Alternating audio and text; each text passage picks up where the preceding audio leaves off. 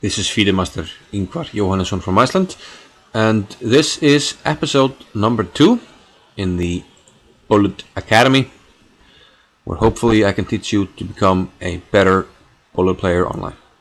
And in this episode we're going to talk about hovering. Now, if you saw the first episode, it was all about pre-moves. And along with hovering, those are your most important time-saving skills in Bullet. I would say hovering is probably your second most important skill for time-saving.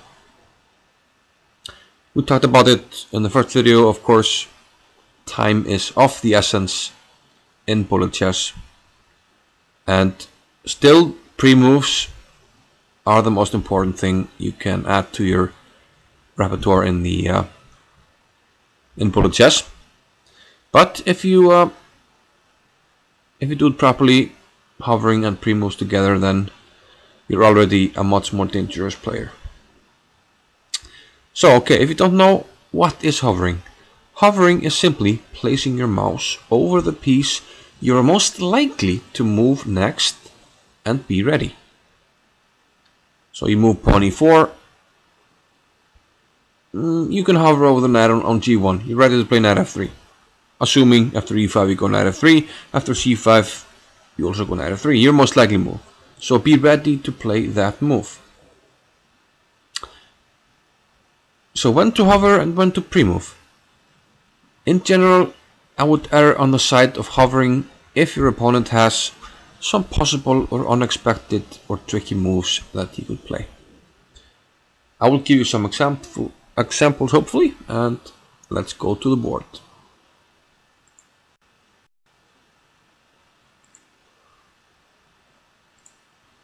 Okay, before we go on to some actual game examples, I'm gonna try to talk about a little bit some things you can do in the opening in terms of pre-moving and or hovering.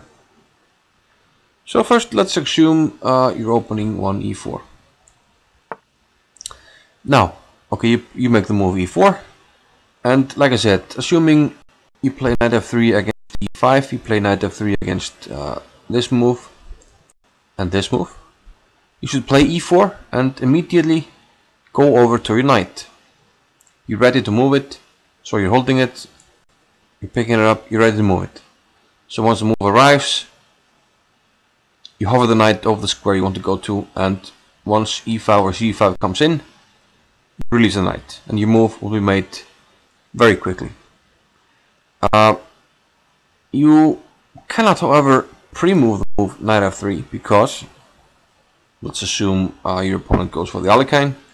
Knight f6, you pre-move knight f3, you lost a pawn. Let's say he goes d5, you pre-move knight f3, you lost a pawn. You get it. So that's why what I'm talking about when I say, you know, if your opponent has an unexpected or tricky move, or simply a move that you have to react to, you can't pre-move, so you hover. Same for, well, if you open c4, you can usually pre-move g3, because there are very few moves that can actually damage your position. I mean, he can go b5, but that's a very extreme case, and maybe you don't even have to worry about it. If he goes d5, you still go d3, and you're still in English opening territory, assuming that's your repertoire. So yeah, an opening like this you can pre-move. So let's say now you're black, let's flip the board, and you're playing some sort of a perk or a modern. You can go d6, you can pre-move this.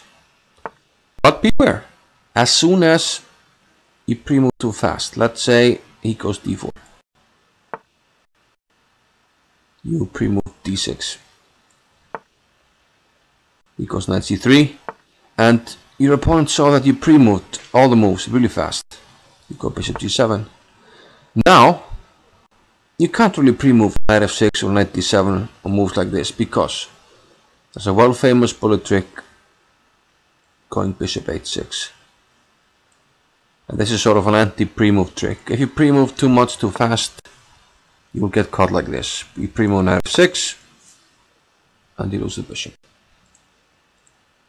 So usually when people fianchetto, they pre-move these moves, but once they go here, they hover.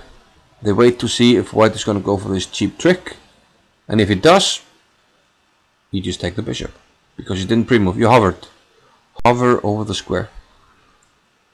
So really important concept.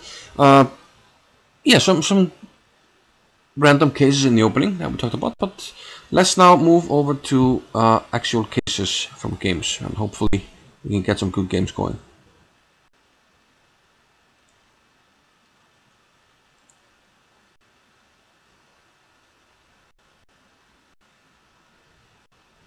Okay, so finally a game. Okay, he plays e4. And okay, on chess.com the clock doesn't start, but until I make my first move. On other servers I would have made my first move. I will play e6 and then pre-move d5, because I can do that against all moves but once. Okay, and now well, I can pre-move this. And this, yeah, this I might hover, because he might attack c4, d5. So I hover with the bishop.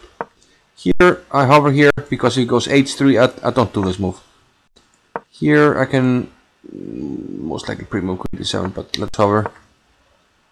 And note that on some servers like chess.com, you can actually click on the piece you want to move. So I do this, and I want to move my queen. If it takes, queen f5. Pre-moving would have been good here because he has to take back, so there are no unexpected moves. He has a discovery, but nothing dangerous. And here, okay, he's gonna move the bishop. We're gonna go here, and yeah, there I could have hovered, you know, rook e4, and if he goes knight e2, I go here. Here I can, well, yeah, let's hover here, because he might attack my knight, actually, yeah. So now if I had pre-moved, I lose the knight, but now I can take, and now we can pre-move, because he can't do any unexpected moves. So hopefully that clarifies hovering versus, so this I can pre-move, he takes, I'll pre-move this, and yeah, okay. I would not have pre-moved because, well, yeah, that was possible.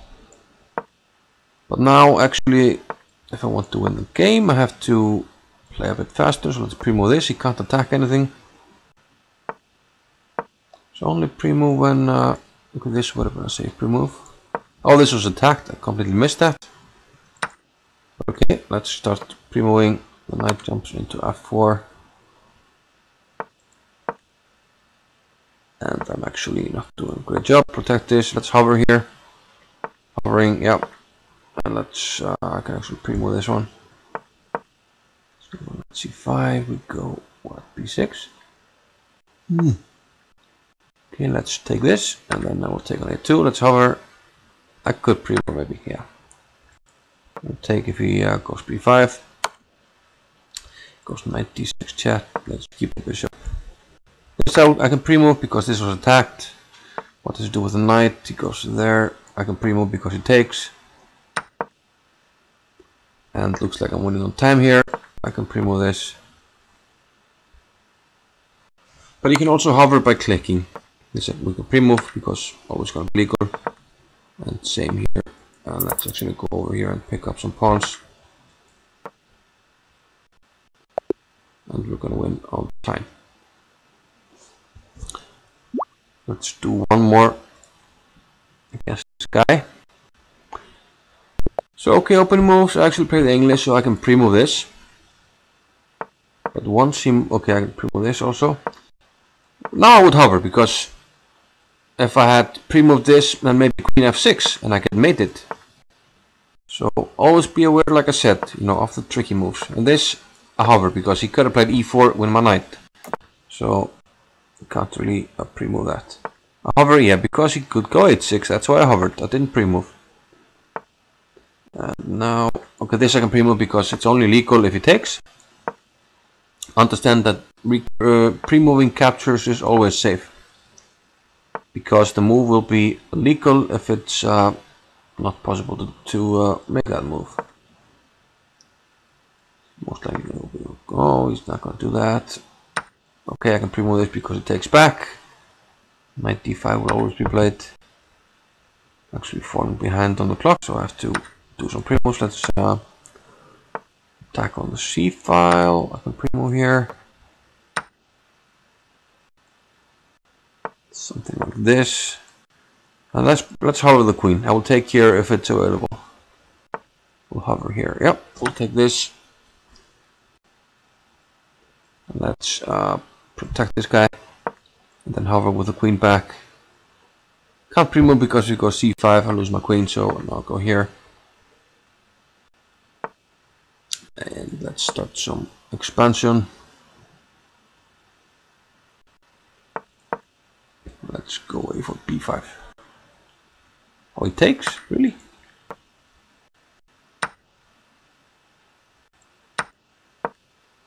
Attack something and let's start it.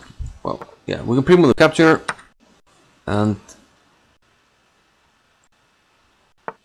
yeah, like this. Hover over the pawn, because if you attack something we pull back. Now we can hover with the pawn, hover with the pawn. I can hover this onto mine bishop. Take it back if it goes g5. And I could have hovered with the pawn. Let's go here. And the super can pre-move because it's a capture. Let's go here. Hover with the rook. Yeah.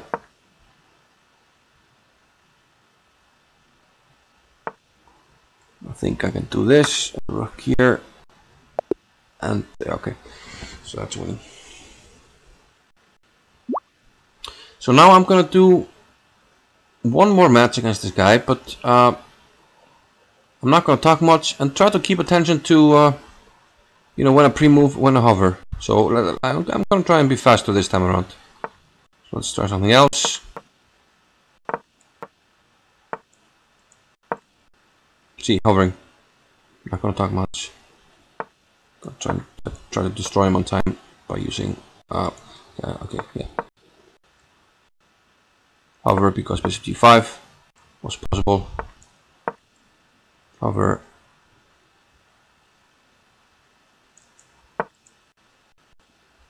Pre-move capture. What happened? Oh, yeah. Okay. There was not paying attention because I can actually take the bishop. So another lesson for you: never resign unless you until you see your opponent's move, because your opponent is reacting. He's not expecting you to hang stuff. So I wasn't expecting him to hang stuff, so I didn't really react here. But I was, yeah, okay. I was ready to hover with the knight, so when I saw I could do it, I just went knight f6. But these things happen, you know. You can't really take advantage of all the mistakes that your opponent does. So we see if he wants one more. Okay. Let's try and go for the quick stuff. Not much talking. Pay attention to hovering and pre-moves. Hovering. Pre-move. Hovering. Hovering. Pre-move.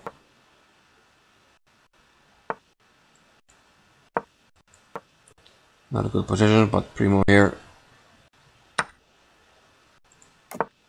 Okay, he loses a pawn. I can pre-move this. It's only legal if he takes on e4. So we're going to try to win on time here. Takes, pre-move.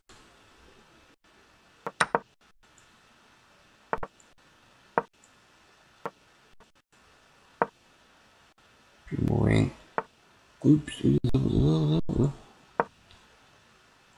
More pre-moves. Oops. I could pre-move. Now I'm in trouble, but he didn't notice it, so I'm back okay. Try to focus on the clock. Let's try and focus on the clock. Hover. I'm ready for this move. Yep. Working.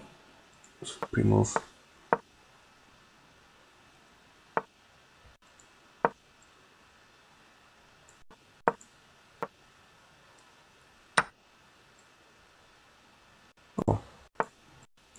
Pre-move. Can go f6 maybe. Ooh.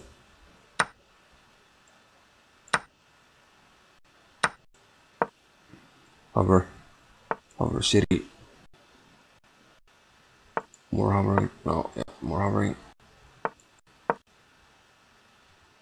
Yep, hover because of this. And notice you can click. That's the same as hovering. So if he takes, I take back. Yeah, like this. I could have pre-moved that actually. Let's go here. Pre-moving. And let's hover because bishop d1 might be a tricky move. But now I take. Let's watch out for the mate. Hang on a minute.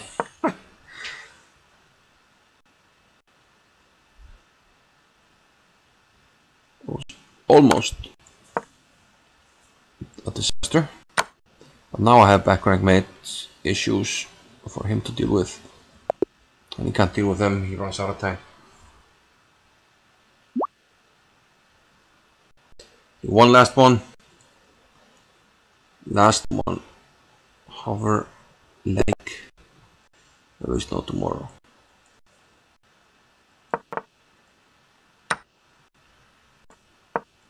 Hover. Okay, I'm gonna pre-move now. I shouldn't have it because he could have gone c4, but we already had one match versus this guy, so hover with the queen. Click the king, that's the same as hovering. So I'll click c8 if it's safe, so like this. Click g5 if it's safe. So some servers you can combine clicking and hovering. It's the same action really. So here, pre-move. And hover with the pawn. I hovered by clicking now. And I like it, so I do it. Goes bishop b5. I will open up the file. Now my queen comes over. What did he do? What? Okay, I think I have a winning tactic here. Let's be a cool customer now. If he takes, then queen h7. Maybe he had something else, but this will work.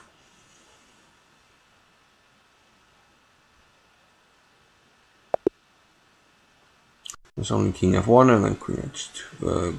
King f1 and queen f2. So yeah, that was the last one. And hopefully we got some examples here to show you. You know, you should be pre-moving or hovering most of the time. GG.